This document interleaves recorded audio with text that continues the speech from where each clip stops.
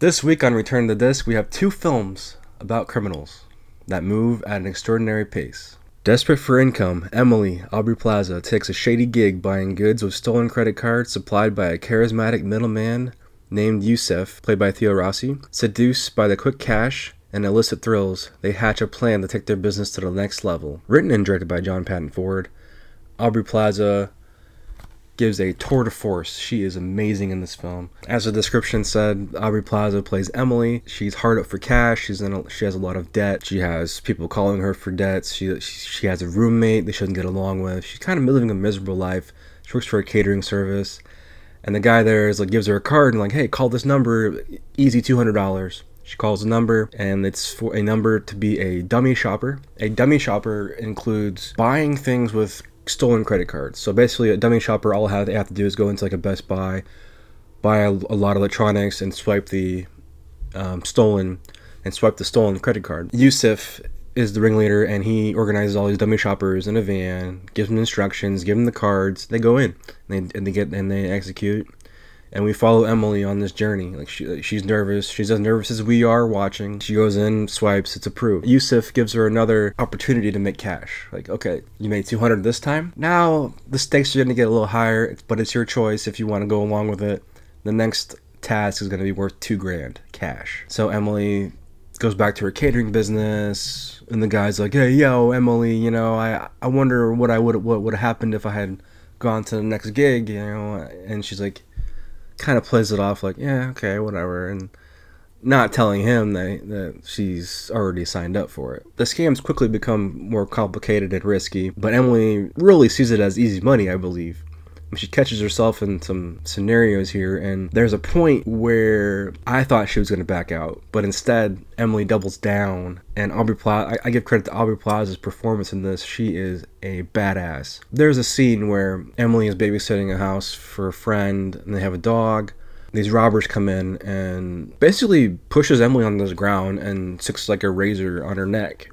And it's like, if you move, are you afraid of me? If you move, I'll do something to your neck. I'll slit your throat. You know, he calls her all kinds of names and stuff. And it's very, very intense. And Emily gets through it. She gives the cash to the guy, and they steal the dog. That's the point where I was like, okay, well, is Emily done with this crime thing? Is she going to be like, no. The name of the movie is called Emily the Criminal. She's doubling down. She goes out there, sprays them with mace, and gets the dog back. And then it goes crazy from there. So I highly recommend this film. If you like those films that move at a fast pace, low budget, under 2 hours, great acting by Aubrey Plaza. She's in every scene, well directed. Blu-ray looks great, great transfer, nice slipcover here. Not a reversible sleeve or anything. No special features. I guess we're just lucky to have this even on physical media, and I thought it was an important film. Probably one of the best films I've seen this year, to be honest with you. But let me know, guys, have you guys seen Emily the Criminal? I really enjoyed it. Look what just came in, guys. Clerks 3 Steelbook. Kevin Smith's final entry in the Clerks trilogy is out today from Best Buy. Beautiful steelbook. Let's open it up. Love the design. Love the colors. I think it really fits the film. So Dante and Randall on the cover here, and Kevin and Jay and Silent Bob shooting the movie. And then on the back, we have Jay and Silent Bob smoking a big blunt. Oh yeah, Rosario Dawson's on there too. Can't forget her. Beautiful. On the inside, let's take the disc out. Wonderful. I never thought this movie would get a 4K release. Wanted to go see the convenience store. Was able to see the movie in theaters through the Fathom events. So it's well worth it. If you guys haven't seen it, I think it's a fitting conclusion to the Clerks trilogy. Let me know, guys, below if you picked it up. Clerks Steelbook, Best Buy, from Lionsgate. It's got tons of special features, a couple documentaries on here, audio commentary, over probably 4 hours of special features on here, so I'm really looking forward to digging into that and watching the movie again. So let me know, guys, if you picked it up. Happy Holidays could only be complete with a Shane Black movie.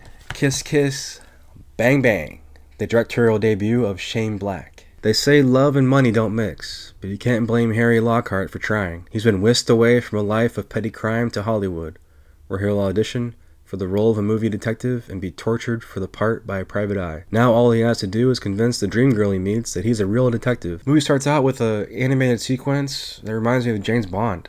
You know, you're kind of giving that pulp crime heist type feel based off a crime novel. Shane Black wrote the script, directed. This is his feature debut. Robert Downey Jr. This is before Iron Man. I personally believe that this movie helped contribute his comeback to what would lead to him becoming Iron Man for the next 10 years. Plays a criminal, and we start out where he's stealing Christmas gifts, and the alarm goes off. They have to run. He gets shot. His partner gets killed. He ends up walking in on an audition. This movie has a crazy tone, but he walks in on this audition, and he does the audition. Does the audition well. They read through. They want to call him back for the role, and the cops walk into the room too, and they're like, "Oh, sorry to bother you." So he's off the hook for the crime. Harry's going to Hollywood. There, things unravel, and he meets Val Kilmer's character, Gay Perry, who's a private detective, and there's a couple different murder mysteries going on, and he reconnects with someone from his past. Michelle Monaghan plays his dream girl, and she gives a great performance. Val Kilmer, by the way, is amazing in this. So funny as Gay Perry. And the movie takes these twists and turns, and the only way that Shane Black knows, if you've ever seen any kind of Shane Black movie, Nice Guys, Lethal Weapon, but he's always setting his movies at Christmas time, and this one is no different. You kind of just have to go for the ride. It's not realistic at all, but it's a fun ride nonetheless. And a lot of visual stuff. There's a club here. There's a Christmas club.